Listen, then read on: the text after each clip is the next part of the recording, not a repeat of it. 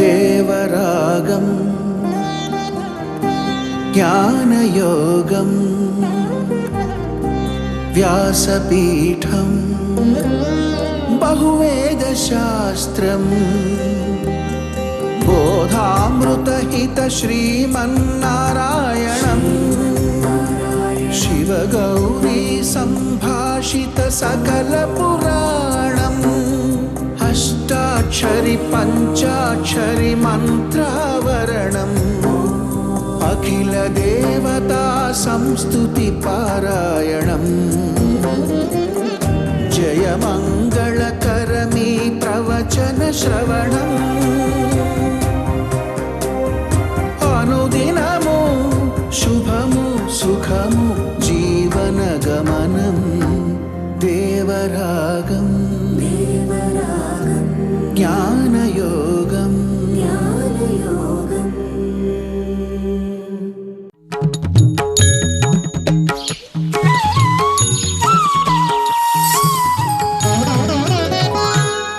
ఆపదామపహర్తారం దాతారం సర్వసంపదాం లోకాభిరామం శ్రీరామం భూయో భూయో నమామ్యహం.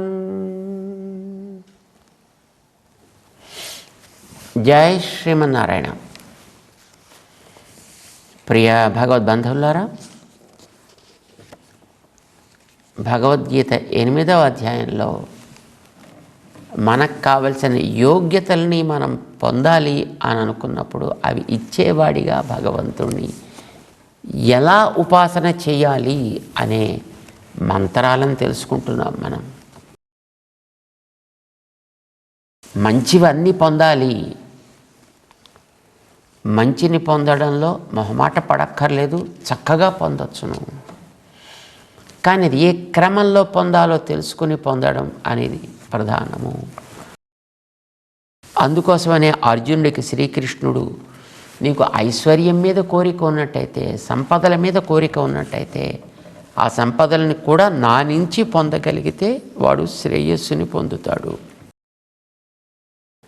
ఎలా పొందాలి, సంపదల్ని ఎట్లా పొందాలి అంటే అసలు ఆ సంపదల్లో ఎన్ని రకాలు ఉన్నాయో మనకి తెలియాలి కదా. అవి ఎన్నున్నాయో, అవి ఎలా ఎలా లభిస్తాయో కూడా తానే మనకి వివరిస్తున్నాడు. ఆ వివరించే క్రమంలో 8వ అధ్యాయంలో 9, 10 శ్లోకాలు కీలకమైనటువంటి శ్లోకాలు, ఐశ్వర్యార్థికి కావలసినటువంటి మంత్రాలని ఇచ్చాడు. దాంట్లో అందులో 8 విశేషణాలతోటి తనని ఇలా ఉపాసన చేయతగును అని చెప్పాడు ఆయన. అందులో మనం కొన్ని తెలుసుకున్నాం. కవిం తెలుసుకున్నాం, పురాణం, అనుశాసితారం తెలుసుకున్నాం.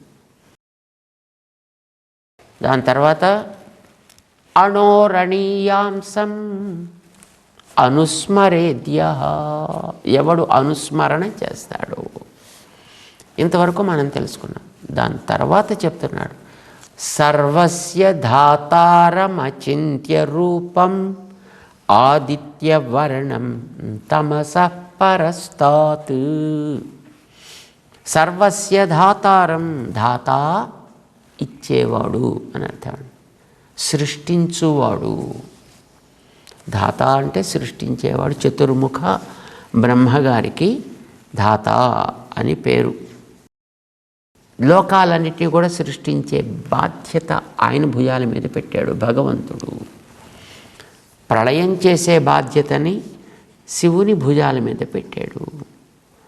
ఉన్నదానిని జాగ్రత్తగా కాపాడే బాధ్యతని ఇంద్రుడి భుజస్కంధాల మీద పెట్టాడు. కొత్త వాటిని సృజించే బాధ్యతని చతుర్ముఖుని మీద పెట్టాడు. అంచేత సృజించే బాధ్యత ఆయనది కనుక ఆయన పేరు ధాత అంటారు. ఒక్కొక్క చతుర్ముఖుడికి ఒక్కొక్క అండపు బాధ్యతని ఇస్తాడు. ఒక్కొక్క అండానికి ఆయన్ని అధికారిగా పెడతాడు. అంచేత ఆ అండంలో ఉండే వాటికి మాత్రమే ఆయన స్రష్ట కాగలుగుతాడు. మరొక అండంలో ఉండే వాటిని ఆయన సృజించలేడు. చేత ఏ ధాతకి ఆ అండం మీద బాధ్యత ఉంటుంది. మరి మనం ఎట్లాంటి ఐశ్వర్యాన్ని కోరుకుంటున్నాం అంటే ఒక అండమేం కనుక అన్ని అండాల్లో ఉండే వాటిని కూడా నేనే సృజించగలిగే స్థితి నాకు కావాలి అని అనిపిస్తే నో ప్రాబ్లం, చేసుకోవచ్చు, అది కూడా పొందొచ్చు. అందుకోసం భగవంతుడిని ఉపాసన చేసేటప్పుడు మనం ఎట్లా ఉపాసన చెయ్యాలి? సర్వస్య ధాతారం, మొత్తం విశ్వానికి అంతటికి కూడా నేనే సృష్టికర్తని కావాలి, అన్ని అండాలకి కూడా నేను సృష్టికర్తని కావాలి. అంటే సృష్టికర్తగా అక్కడ చతుర్ముఖుడు ఉంటే వాడిని పక్కకి తీసేసి నేను ఆ జాబ్ తీసుకోవడం అని కాదు ఇక్కడ లక్షణం. మరి ఎక్కడ ఎప్పుడు ఏది కావాలనుకుంటే అక్కడ అప్పుడు దానిని సృజించగలిగే శక్తి నాలో కావాలి. అది సర్వస్య ధాతారం. ఆయన సర్వధాత, ఇదో సర్వస్రష్ట అన్నట్టుగా వీడు అన్నిటినీ సృజించాలి. అలా ఆయన్ని ఉపాసన చేస్తే ఈయన అలాంటి యోగ్యతను కలవాడిగా ఆయన వీడికి యోగ్యత తయారు చేస్తాడు. ఆయన అంచేత సర్వస్య ధాత, సర్వధాత, దాన్ని మంత్ర కింద చేసుకోవాలి కదా. మరి ఎట్లా చేస్తాడు అంటే ధాతృ శబ్దం రావాలి. ఎలా ఉండాలి ఇక్కడ శబ్దము అంటే ధాతృ అనేటువంటి శబ్దం ఓం ధాత్రే, ధాతృభ్యాం, ధాతృభ్యః అని ఉంటుంది అన్నమాట. ధాత్రే, ఓం సర్వధాత్రే నమః అని.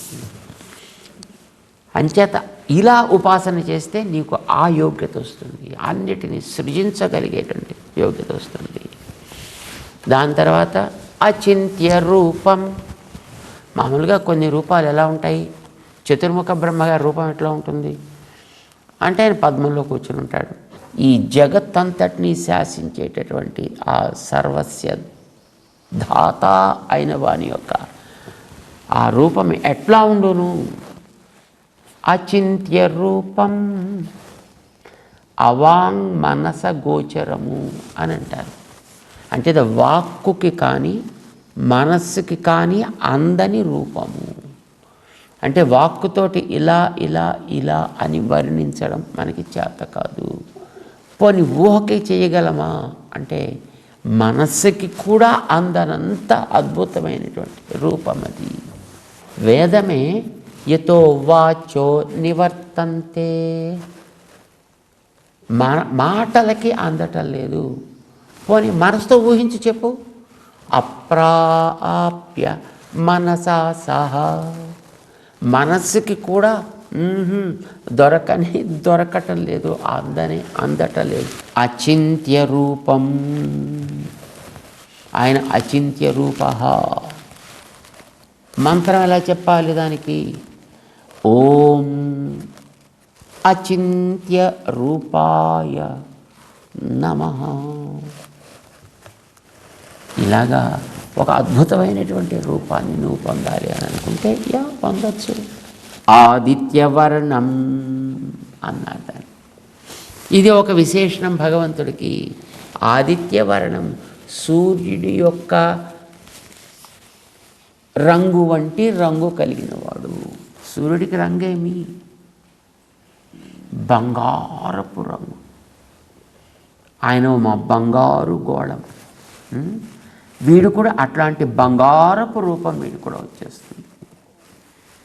భగవంతుడి గురించి చెప్తూ మనకి ఛాందోగ్యం అనే ఉపనిషత్తు తస్య ఆప్రణఖాత్ సర్వ ఏవ సువర్ణ. కేశపు అంచు దగ్గర నుంచి మొత్తం అంత కాలి గోటి దాకా కూడా ఆదిత్యవర్ణం, ఆయన సూర్యుడి వంటి ప్రకాశం కలిగిన వాడు. ఆప్రణఖాత్ సువర్ణ. మొట్టమొదటి పాప ఏదో ప్రయత్నం చేసిందండి. ఏదో సువర్ణ నఖ, ఏదో సువర్ణ కేశ. ఆయన కేశములన్నీ కూడా బంగారంలాగా తళతళలాడుతూ ఉంటాయి. ఆయన గోళ్ళు కూడా మంచి బంగారంలాగా తళతళలాడుతూ ఉంటాయి. ఆయనకి మంచి మంచి మీసాలు కూడా బంగారం తళతళలాడుతూ ఉంటాయి అని పాప ఎంతవరకు చెప్పచ్చో అంతవరకు చెప్పింది. సరే ఇలా 1, 2 చెప్తూ కూర్చుంటే ఇంకెక్కడ తెల్లవారుతుందండి ఇది.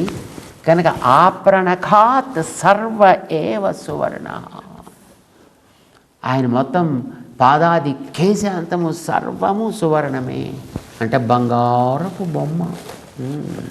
వేదం కూడా ఆయన గురించి అట్లానే చెబుతుంది. ఆదిత్యవర్ణం తమస పరస్తాత్, సరిగ్గా అదే చెప్తున్నాడు శ్రీకృష్ణ పరమాత్మ కూడా. తమస పరస్తాత్, ఇది మరొక విశేషంగా చెప్పాడు ఆయన. తమస, తమస్సు కంటే పరస్తాత్, పైన ఉండువాడు, దానికి వేరే ఉండువాడు. తమస్సు అంటే ఏమి? తమస్సు అంటే చీకటి, చీకటికి ఆవలివాడు, వెలుగైనవాడు సూర్యుడు అని అంటున్నారు కదా. ఈ తమస్సు కాదు చెప్పేది. మరి ఏ తమస్? ఈ ప్రకృతికి అంతటికీ మూలద్రవ్యంగా ఉండేటటువంటి తమ పదార్థము. తమస్సు అనేటటువంటి ఒక పదార్థం. ఈ తమస్సు అనే పదార్థంలోంచి అసలు మొత్తం మన సృష్టి అంతా వచ్చింది అని మనకి వివరిస్తున్నాయి మన గ్రంథాలు. ఎట్లా వచ్చాయి అంటే తమస్సులోంచి, తమస్సు అనేటటువంటి ఒక మూలద్రవ్యం గింజ అనుకుందాం మనం. ఆ తమస్సు, ఆ పైన ఏదో పరదేవత అనేది ఒకటి ఉందిట, దాంట్లోకి వెళ్ళి చేరిపోవు. ఏకీభవతి అన్నారండి అక్కడ. ఏకీ అంటుంది అంటే దాంట్లోకి వెళ్ళి అది ఉన్నదా లేదా అనేది విడదీసి చూడటానికి అవకాశం లేనంతగా కలిసిపోయి ఉండును. వెళ్ళి తమ పరే దేవే ఏకీభవతి, దాంట్లో చేరిపోయింది, చేరి ఉంది కానీ ఒక్కటే అన్నట్టుంటుంది. ఇది అందులో చేరి ఉంది, ఒకటిగా అయింది. ఒకటైపోలే, ఒకటిగా అయింది, ఒకటి వలే అయింది. మళ్ళీ దాన్ని ఏదో సాధనం చేసి బయటికి తీసాడు అని అంటే ఓకే, దట్స్ ఫైన్. ఇది ఎలాగైతే లోపల చేరిపోయి ఉండిపోతుంది, ఈ జీవవర్గం అంతా అట్లా చేరేదానికి అది తమస్సు అని పేరు పెట్టారండి. ఆ చివరి మార్పు అన్నమాట అండి. వీడు ఈ ఐశ్వర్యం కోరుకునేవాడు ఈ తమస్సులో కనుక ఎక్కడైనా ఉన్నా అంటే మళ్ళీ ఇందులో ఆ బ్రహ్మ భువనాల్లోక పునరావర్తిన అన్నట్టుగా మళ్ళీ ఆ బ్రహ్మలోంచి కిందకి, మళ్ళీ కింద నుంచి పైకి, మళ్ళీ స్థావరాల్లోకి, స్థావరాల్లోంచి దేవతల్లోకో, మనుషుల్లోకో, తిరియకుల్లోకో, మళ్ళీ స్థావరాల్లోకి, మళ్ళీ ఇందులో తిరుగుతూనే ఉండాలి. ఈ తమస్సు దాకా ఉండే వాటికి ఇందులో తిరగడమే లక్షణంగా ఉంటూ ఉంటుంది. కనుక ఇందులో వీడున్నాడంటే ఏ స్థితిలో ఉన్నా మళ్ళీ ఆ సైకిల్లో పడక తప్పదు. వీడు మళ్ళీ ఆ చక్రంలో పడి తిరుగుతూనే ఉంటాడు. ఇందులో తిరగద్దు అని అనుకుంటే ఈ తమస్సు దాటి పైకి రావాలి. అలా అవుతాడు సుమా ఇది చెప్తున్నాడు. తమస్సు దాటి పైకి వస్తేనే కేవలం కైవల్యార్థి అయినా వాడికి కోరుకున్నదాన్ని వాడు పొందుతాడు. నాకు ఏదైనా దేహం కావాలి అని అంటే దాంట్లో అభ్యంతరం ఏం లేదు. నువ్వు ఎట్లాంటి ఏ దేహం ఇచ్చినప్పటికీ నువ్వు మంచే చేస్తావు. కానీ నేను కోరుకునేది ఏమిటి? ఈ తమస్సు కూడా ఆవల ఉండేటటువంటి ఒక స్థితి, సంపదల్ని అనుభవించేటటువంటి స్థితి నాకు కావాలి.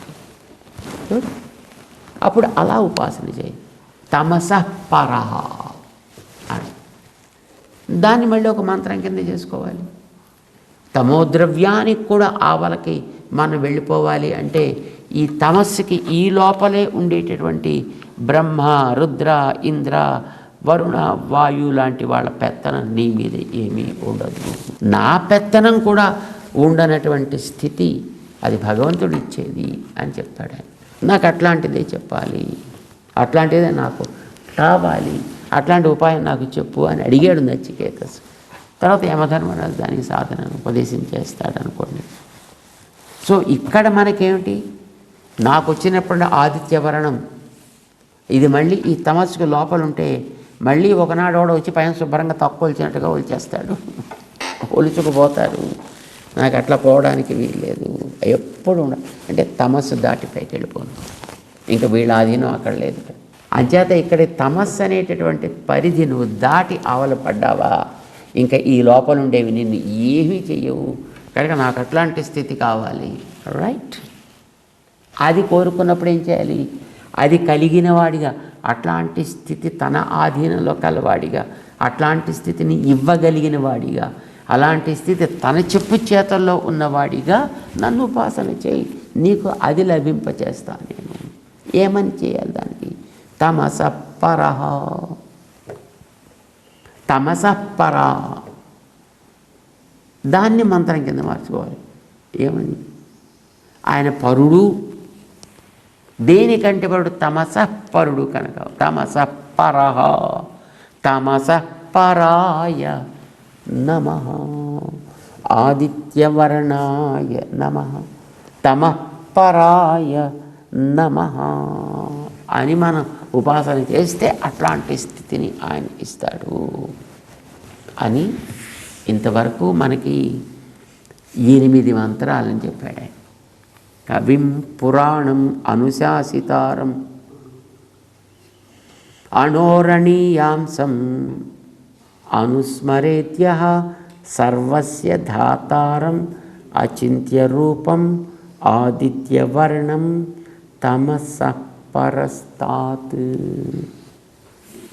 అయితే ఇదేం చేయాలి? ఇవి కావాలంటే ఈ 8 నువ్వు కావాలంటే 8 సంపాదించు, లేకపోతే 8లో 1 కావాలంటే 2 కావాలంటే నువ్వు ఏది కోరుకుంటే అది చక్కగా చేసుకో.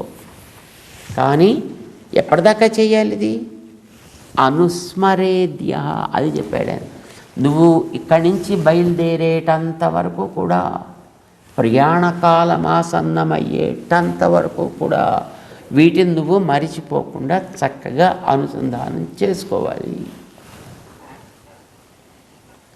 ఇలా అనుసంధానం చేసుకుని ప్రయాణకాలంలో కూడా నువ్వు దాన్ని ఉంచుకోగలిగితే, ప్రయాణకాలే మనసా అచలేన, అచలేన మనసా, చెదరని మనసు చేత. ఎందుకంటే మనకి మొట్టమొదటి చెప్పేటప్పుడు అన్యగామి కావద్దు చేతస నాణ్యగామిన అని చెప్పాడు కనుక ఆ భగవంతుడు మనసాచలేన ప్రయాణకాలే, ఆ ప్రయాణం చేసేటప్పుడు భక్త్యాయుక్త,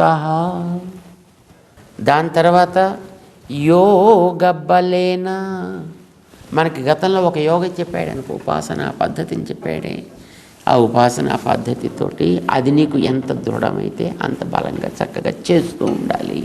ఈ మంత్రాన్ని చేయాలి, మంత్రం కలిగిన వాణ్ణి చూడాలి, వాడి కళ్యాణ గుణములని భావించాలి, ఇది ఇచ్చేవాడిగా గుర్తించాలి. అప్పుడేం చేయాలి? భక్త్యాయుక్తో యోగ బలేన చైవ, నీకుండేటువంటి యోగ బలంతో పాటు ప్రేమ కూడా ఉండాలి. ఉత్త యోగ బలమే అయినట్టయితే అబ్బా ఎందుకు వచ్చిన తలకాయ నొప్పండి అనుకుంటూ అబ్బా ఇంకా కాలేదేమిటండి ఇలాంటి భావాలతో చేస్తాం. కానీ అది మన కోసం మనవాడిచ్చేదైతే ఇంకా అప్పుడు ఏడుస్తూ చేయడం ఉండదు, ఆనందంగా చేస్తామన్నమాట మనం. అంచేత భక్త్యాయుక్త, భక్తితోటి కలిగి యోగ బలేన చైవ, చేసేటటువంటి ఆ ధ్యానపు స్థితిలో మంచి నిలకడ కావాలి. అయితే దీన్ని ఒక స్థానం కూడా చెప్పాడు. మంత్ర ఉపాసన చేసేటటువంటి స్థానం ఎక్కడ? హృదయమా, కంఠమా, శిరస్స కాదు, భ్రువోర్మధ్యే ప్రాణమా. నీ ప్రాణశక్తిని ఎక్కడ బిగపట్టాలి అంటే భ్రువోర్మధ్యే, నీ 2 కన్నుల మధ్య భాగంలో నువ్వు కనుక సక్రమంగా ఉపాసన చేసినట్లయితే భక్త్యాయుక్తో యోగ బలేన చైవ భ్రువోర్మధ్యే ప్రాణమావేశ్య సమ్యక్, ప్రాణం ఆవేశ్య సమ్యక్, మన యొక్క ప్రాణశక్తిని ఇక్కడ ఈ భ్రుకుటి మధ్యలో నిలబెట్టాలటండి. అక్కడ చూడాలి. ఎందుకంటే అది జ్ఞానానికి ఆరంభ మార్గం, అది అక్కడి నుంచి బయలుదేరుతుంది, అలా పైకి తీసుకెళ్తుంది అన్నమాట. అందుకోసమే మన వాళ్ళు మధ్యలో పెట్టే ఆ బొట్టుని ఇక్కడి నుంచి ఇలా పెడతారు. మనకు కావాల్సింది అక్కడ ఆరంభమే. సంపదలు మనం కోరుకుంటున్నాం, ఇది మర్చిపోకూడదు. ప్రపంచంలో ఉండాలనుకుంటున్నాం, సంపదలతోటి తులతూగాలి అని అనుకుంటున్నాం, అది ఇచ్చేవాడిగా వాడిని గుర్తించాం కనుక దాని ఆరంభం ఎక్కడో అక్కడి నుంచి. జ్ఞానానికి ఆరంభం ఇది. ఇవి రెండు జ్ఞానానికి గుర్తులు, కళ్ళు. ఈ రెండు కళ్ళు ఉన్నప్పటికీ ఒకదాన్నే చూస్తాయి, మనకందరికీ తెలుసును, చూడాలి కూడా. భ్రువోర్మధ్యే ప్రాణం ఆవేశ్య సమ్యక్, అక్కడ కనుక నువ్వు అది నిలబెట్టినట్టయితే సతం పరం పురుషం ఉపైతి దివ్యం, దివ్యుడైనటువంటి పురుషుణ్ణి. అంటే ఇప్పుడు మనకి ఈ శరీరాల్లో ఉంటున్నాం, కానీ ఇవన్నీ కూడా దివ్యములు కావు. మన శరీరాలన్నీ కూడా మృణ్మయాలు కదండి. ఇవన్నీ కూడా దివ్యములా, దివితో తయారైనవా కానీ కాదు. అందుచేత మనం పొందాలనుకుంటున్న ఇలాంటి శరీరం కాదు మనం పొందాలనుకున్నది. మరి ఎట్లాంటి శరీరం? దివ్యమైన శరీరం, అప్రాకృత శరీరం కావాలి మనకి. అంటే అప్రాకృతుడు ఆయన. తనకుండేటటువంటి దేహం ఎలాంటిది? భగవంతుడికి ఉండేది పంచ ఉపనిషణ్మయ విగ్రహము అని అంటారు. మన పంచభూతాల్లాగే ఆయనది పంచ ఉపనిషణ్మయ శరీరము. పరమేష్ఠి పుమాన్ విశ్వ నివృత్తి సర్వ 5. సో ఈ 5 కూడా ఆయన దగ్గర ఉండేటటువంటి దేహాలు ఉంటాయి. ఆయన అనే కాదు, ఆయన దగ్గరికి ఎవడు చేరినా వాళ్ళందరికీ అలాంటివి ఇచ్చేస్తాడు ఆయన. పరమ ఉదారుడు.